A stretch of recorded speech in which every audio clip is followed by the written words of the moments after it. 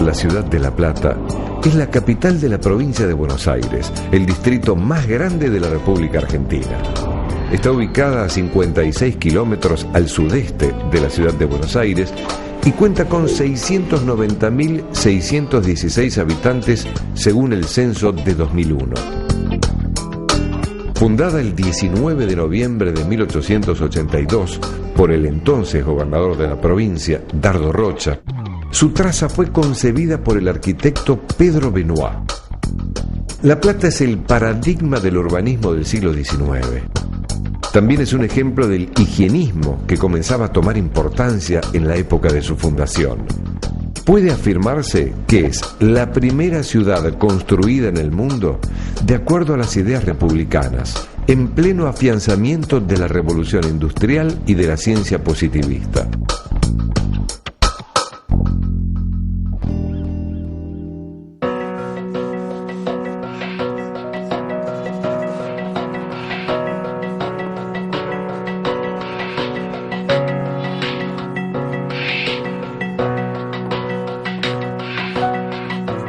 Emilio Sessa es una voz autorizada para detallar el nacimiento, desarrollo y futuro de la ciudad de La Plata.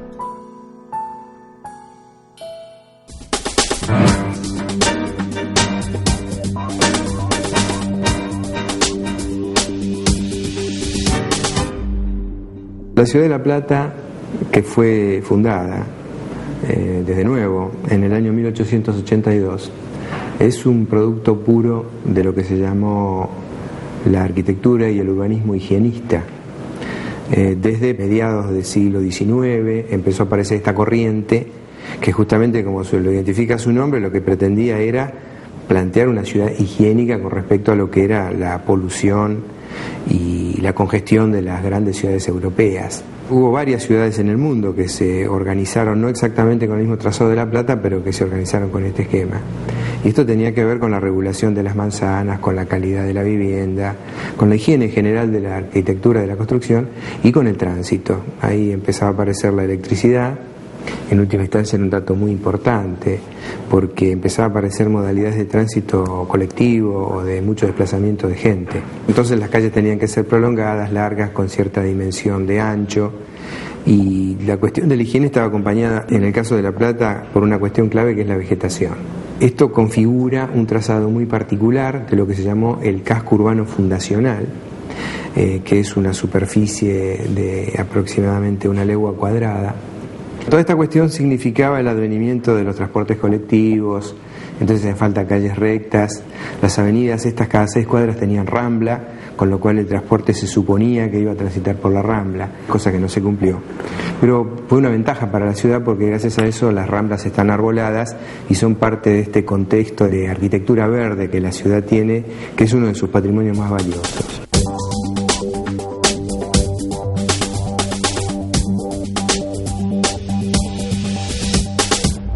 La estructura del casco fundacional de La Plata, que se reconoce como una estructura simétrica, que apoyada en el territorio a partir de la existencia de un bosque de eucaliptus y dejando el río de aquel lado, se instala sobre el borde superior de lo que es el albardón, o sea, este es el agua, la estructura inundable, digamos, y la parte más alta, y el bosque de eucaliptus, que es lo que permite afirmar la ciudad.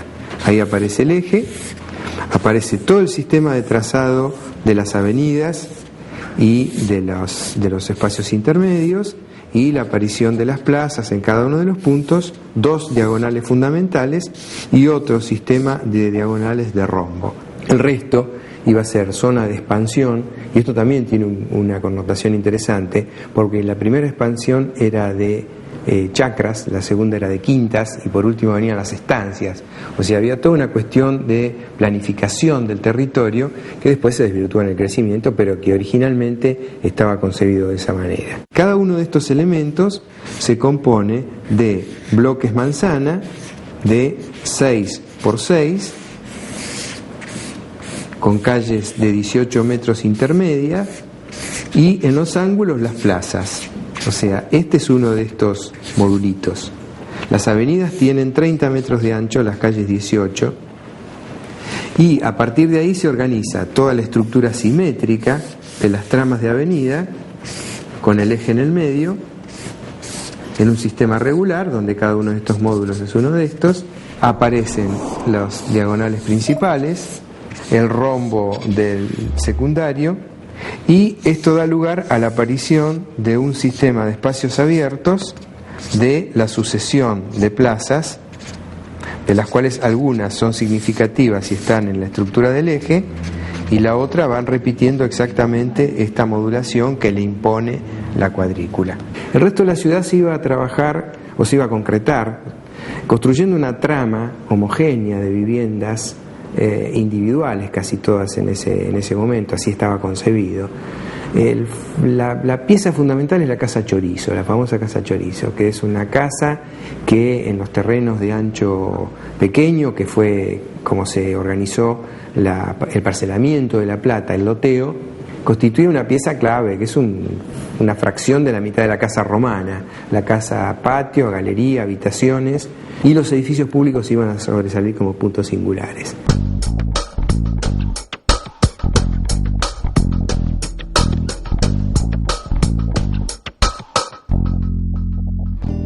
La otra idea fundamental es la del eje monumental, el eje cívico, contorneado por las dos avenidas, que iba ubicando alternativamente los edificios públicos significativos, en función inclusive de la estructura de las avenidas, y que iban a establecer esta relación entre el interior de la provincia y el río, y que iban a estar acompañados por esta estructura verde de la ciudad, que se iba a ubicar en la alternancia de plazas en los sucesivos lugares, y que le van dando esta otra característica que, junto con las calles corredor en los interiores, terminan de conformar esta homogeneidad como complementaria de edificios públicos y masa de verde que se agrega a lo que es toda la estructura arquitectónica de la ciudad. Entonces, el Estado constitucional moderno, el de la distribución de los tres poderes, etcétera, están plenamente identificados en ese eje, donde están los poderes municipales, los provinciales, la iglesia y por lo tanto los edificios más significativos. El otro dato interesante es cómo esta estructura se conforma en el territorio, ¿no? Se proyecta finalmente sobre el interior de la provincia, en relación a lo que es la Pampa, ¿no? La Pampa es un dato fundamental de esta construcción, y por el otro lado esta proyección sobre lo que después va a ser el puerto, el puerto frente al río, y que va a ser la salida de este producto que viene por la Pampa, se institucionaliza y se comercializa y sale al exterior y se europeiza, digamos. Parece un dato muy importante de la construcción del territorio.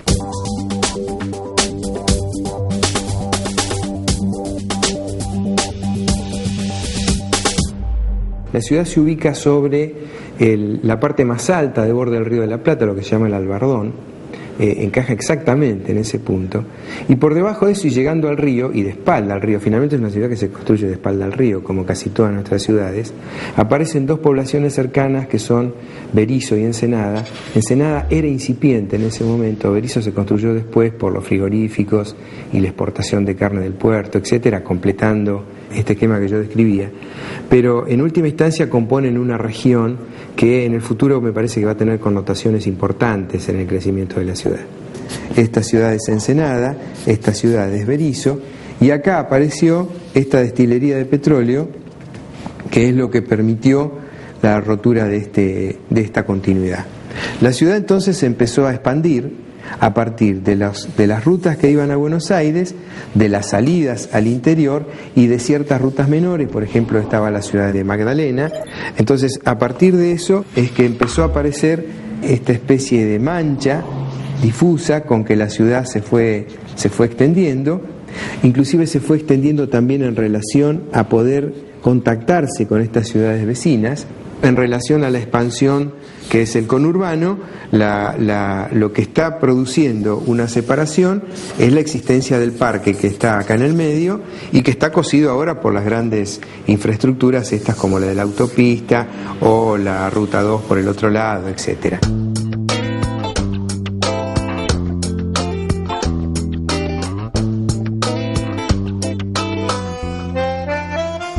Es interesante ver cómo la forma en que está sectorizado el territorio en la arquitectura fundacional, esto de sistema de calles, avenidas, plazas y manzanas, cuando la manzana se lotea y produce una estructura de lotes que no pasan los 10 metros o los 15 a lo sumo, bueno, produce una arquitectura ajustada a esas dimensiones. Entonces La Plata es una ciudad construida a partir de sumatoria en el tiempo, de una construcción progresiva en el tiempo de pequeñas arquitecturas o pequeños emprendimientos. Esto da una condición particular, que es la de una sumatoria de obras individuales, de iniciativas privadas. A mí hay una frase que me gusta repetir, ¿no?, obsesivamente. En realidad, esta es una ciudad construida por iniciativas privadas, pero a resultados públicos, ¿no? Es decir, cuando uno construye una casa y construye la fachada, está construyendo un pedazo de la ciudad, por lo tanto los resultados de cualquier intervención son públicos. Y contradictoriamente se fue ocupando progresivamente y dejando pocos huecos como para grandes emprendimientos o grandes obras. De hecho, tampoco ha tenido grandes inversiones privadas. Por lo tanto, hay pocas obras de envergadura. Una de ellas es el Teatro Argentino, que es producto de un teatro de la arquitectura fundacional, ubicado en el Eje, que se quema aproximadamente, no recuerdo bien, pero debe ser del año 68, por ahí, que se quema, y se construye un edificio nuevo, un edificio que repite esta cuestión, se ubica frente a la simetría del Eje y responde con un edificio simétrico.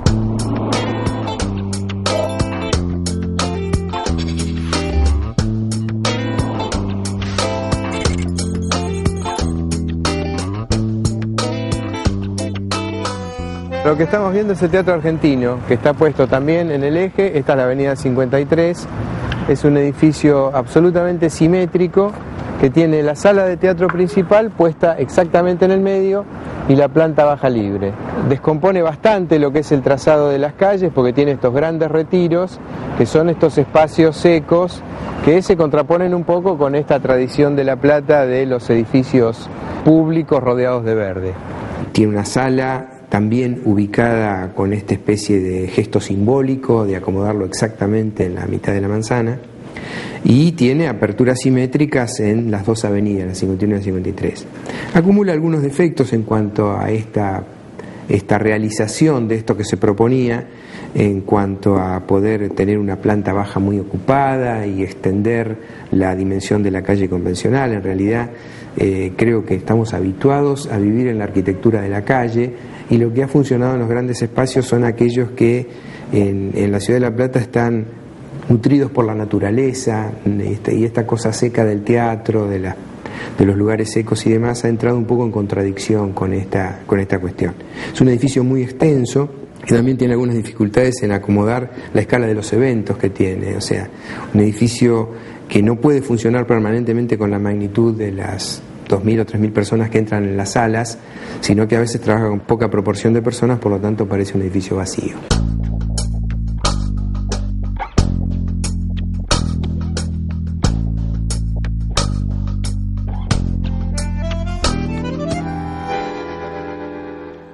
El resto de los edificios son edificios del academicismo puro, o sea, de lo que se llamó también el neoclasicismo, entre, insisto, principios del siglo XX, y son edificios muy robustos, muy sólidos, con trazados clásicos, simétricos, pero que tienen una presencia muy importante, y además es muy interesante porque empiezan a marcar sectores de la ciudad y empiezan a ser elementos reconocidos.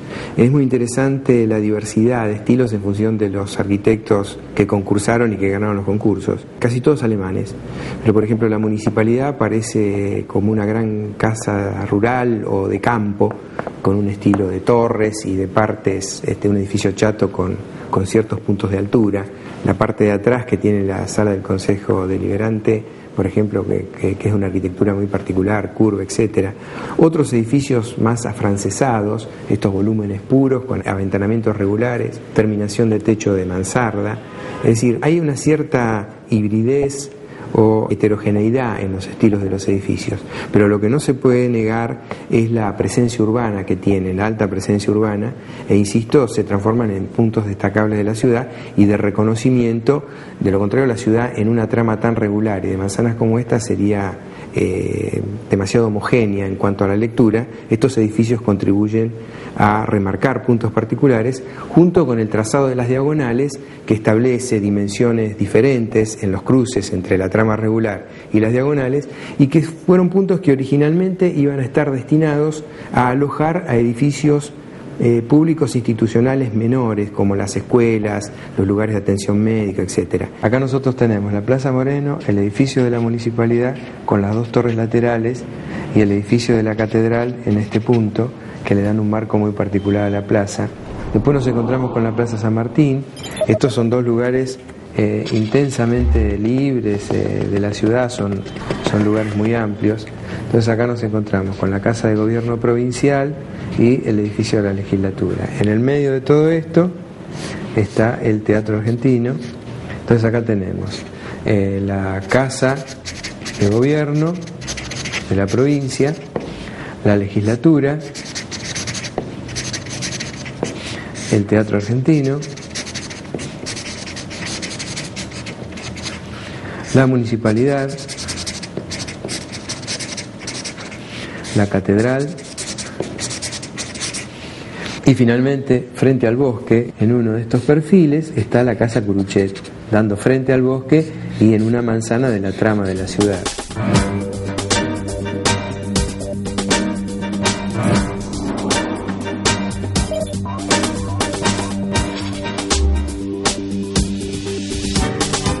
Estamos en la Plaza Moreno, lo del centro es la piedra fundamental y la imagen del edificio de fondo obviamente es la catedral. Está emplazado exactamente entre las dos avenidas en el centro del eje. El entorno de la catedral es de edificios bajos e inclusive se ve la masa verde que hay de la plaza y del contexto de la catedral. Pero es importante ver cómo la falta de edificios de altura en el fondo, en la construcción del fondo de la ciudad, enmarca más todavía y potencia más la dimensión de la catedral. Y en el entorno empezamos a ver esta serie de edificios, el de la Curia, que es el edificio verde chiquito, y una serie de edificios comerciales que junto con la vegetación son los que terminaron de darle cierto entorno a la plaza. Y acá en el fondo encontramos el edificio de la municipalidad, que también está emplazado en el eje de la ciudad, que es uno de los edificios originales, fundacionales, que se concursó en un concurso internacional, y los dos edificios laterales de las torres administrativas.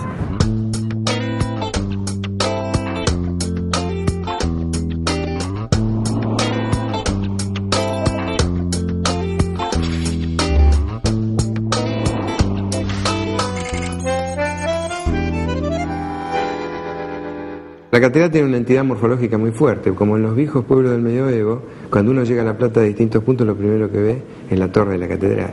Y es un artefacto extraño, porque es una masa de ladrillo que nunca fue terminada, con los revoques que debía tener, y que se supone que, entre comillas, es una réplica de la catedral de Colonia en Alemania.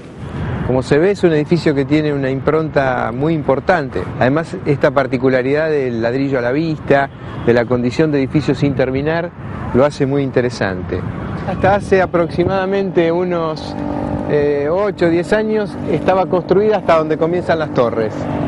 Y a partir de ahí se agregó toda esa construcción, todas las piezas ornamentales, todos los ornatos y demás, está construida con elementos prefabricados. Y toda la estructura de las torres es metálica y después está forrada por ladrillo. Pero es muy interesante ver cómo se ha conseguido una estructura arquitectónica y de terminación de ladrillos muy homogénea, tal es así que es difícil descifrar las distintas épocas en las que se construyó la catedral.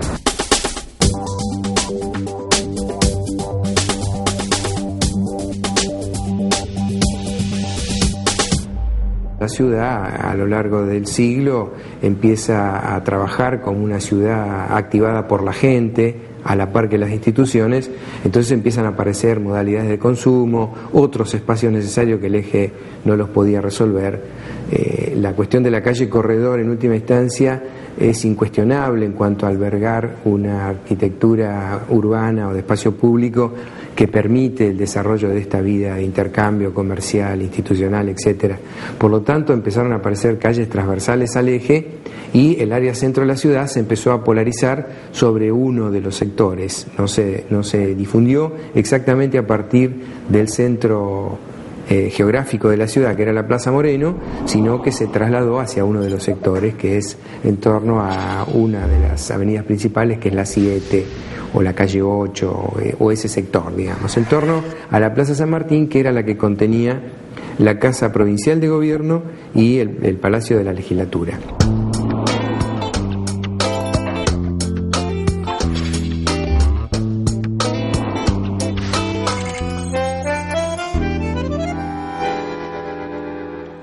Estamos en la Plaza San Martín de La Plata, también ubicada en el Eje. Este es uno de los típicos edificios institucionales.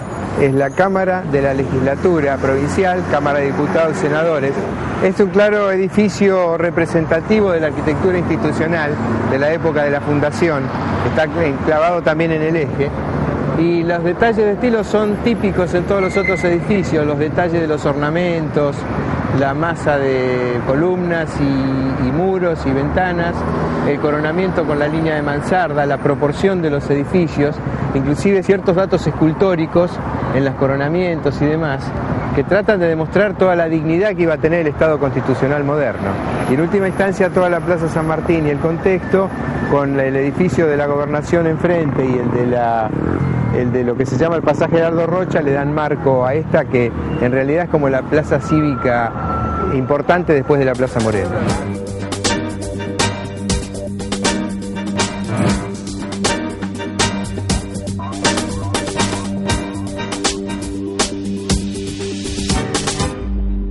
De alguna manera la ciudad se densifica, llega en este momento a tener aproximadamente el casco urbano alrededor de los 300.000 habitantes, y la región, lo que sea el resto del partido, la expansión de la ciudad, debe estar en los 650.000 habitantes aproximadamente. Es un número manejable, es una densidad todavía soportable, empieza a arrojar en este momento los primeros conflictos sobre los cuales después podremos conversar un poco. En términos arquitectónicos aparece la misma superposición de estilos que se pueden ver en cualquier ciudad de las nuestras, digamos, de las argentinas, no me animo a decir de las latinoamericanas.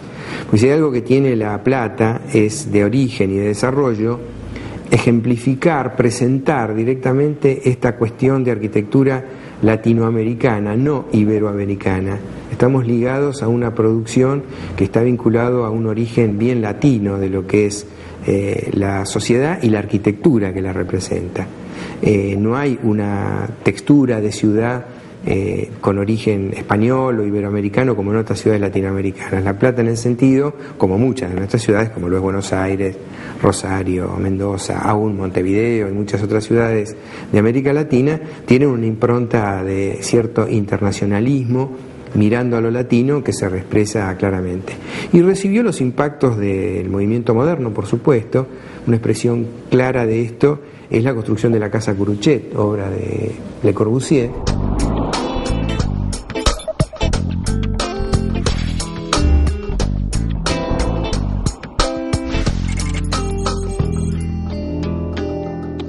La casa es del año 45, 47 aproximadamente, o sea, se puede haber empezado a gestar en el 45, pero se construyó en el 47, y es muy interesante lo que representa en su origen. Primero porque Curuchet era un médico que diseñaba instrumentos de cirugía y como tal estaba seducido por lo que el movimiento moderno le podía proveer en cuanto al diseño de estos artefactos que había que inventarlos para poder trabajar. Y esto hace que él busque al arquitecto más reconocido en ese momento para que le diseñe su casa. La obra de Le Corbusier es excelente en ese sentido, es una obra paradigmática de Le Corbusier, además de la arquitectura de ese momento. Yo creo que Le Corbusier buscó toda la vida hacer una casa. En toda la obra de Le Corbusier hay una casa dando vuelta, que es esto de poder hacer una vivienda colectiva como si tuviera condiciones de una vivienda individual. Y la Casa Curuchet es esto, es una de las casas paradigmáticas de Le Corbusier puesto un piso más arriba. Es interesante ver cómo esta casa, a pesar de que interiormente está muy ahuecada, es capaz de recomponer la línea y el plano de la fachada. Y las dos casas laterales existían en el momento que se construyó la casa. Le Corbusier tuvo fotos de este lugar y pudo recoger la línea prácticamente de nivel de las dos casas para absorber la medianera de la derecha y recoger los retiros de la casa de al lado. La casa gana toda la potencia del terreno, es un terreno muy pequeño, pero consigue, a partir de la estructura independiente, de los espacios interiores y de la proyección con la terraza como continuación del espacio de la plaza y de este pequeño verde, capturar toda la dimensión de la naturaleza que tiene adelante. Es un edificio excelente de Le Corbusier, una verdadera obra proclama, donde el interior de la casa está puesta al servicio del espacio que tiene adelante, de la construcción del pedacito de manzana que significa construir en un terreno, una lectura a la distancia. Le Corbusier no conoció La Plata, pero evidentemente tenía una aproximación intelectual muy clara con respecto a los problemas que se generaban con la arquitectura que le proponía.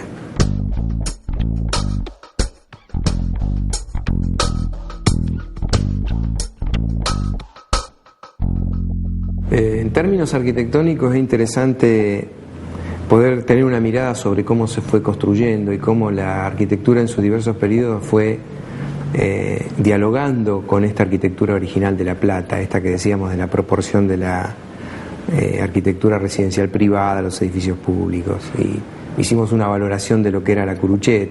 Hay otros casos que podríamos ver, las dos torres que se construyeron, administrativas, que se construyeron a los costados de la catedral en la década del 70, que si bien son dos edificios de arquitectura moderna para la época, en realidad tiene como una especie de contradicción, porque por un lado plantean construcciones necesarias en el devenir del trabajo de la ciudad, la necesidad de espacio, etcétera, pero por otro lado, por su dimensión, si bien respetan la simetría del eje al disponerse a los costados de la municipalidad, rompen un poco este equilibrio por la dimensión de lo que venía siendo el trazado arquitectónico de la ciudad, pero por otro lado también hay otra cuestión que plantean, que es darle cierta escala dimensional a la Plaza Moreno, que con el tiempo también va cambiando. Tampoco la catedral tenía las torres con la altura que tenían, ni otras arquitecturas privadas que fueron apareciendo le daban el contexto que le empiezan a dar en cuanto a la proporción que implica una plaza de estas dimensiones, que es un espacio muy importante. En términos de cierta descomposición de la arquitectura con respecto a lo que fueron sus parámetros originales o de un crecimiento equilibrado, hay algunos casos paradigmáticos. Por ejemplo, uno de ellos es el de la descomposición de alguna figura original que había con respecto a los edificios públicos fundacionales, que en general estaban rodeados de jardines o de espacios verdes. Y hay un par de casos significativos. El mayor, contradictoriamente, es el de la universidad. A la universidad en la década del 60 se le construyeron dos edificios en dos de las 4 calles laterales, ocupando los espacios verdes que tenía alrededor.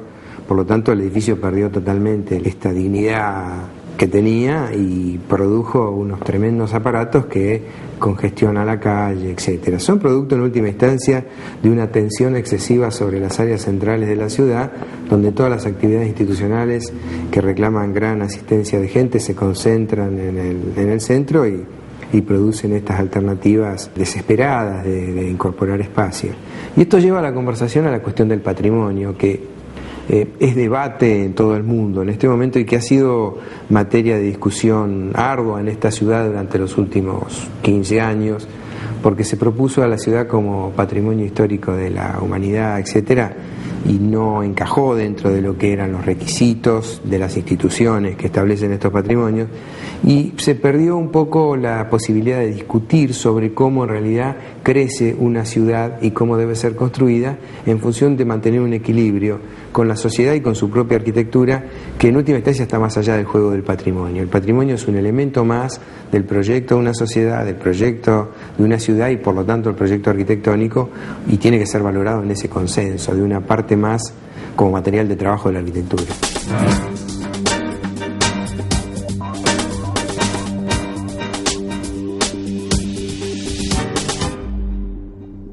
Una visión sobre un destino optimista sobre la ciudad, el territorio y lo inmediato tiene varias lecturas. Si empiezo por el territorio, no puedo dejar de ver de que La Plata forma parte de una región junto con Berisso y Ensenada, que son dos ciudades próximas, que están frente al río y que están separadas por un aparato gigante que es una destilería de petróleo, que es la destilería más grande de la Argentina. En el momento en que esta destilería se desmantele, se va a producir un hueco que va a juntar los tres territorios. Por lo tanto, hay una zona de expansión inmediata de La Plata que está pegada al casco fundacional, que es sumamente importante.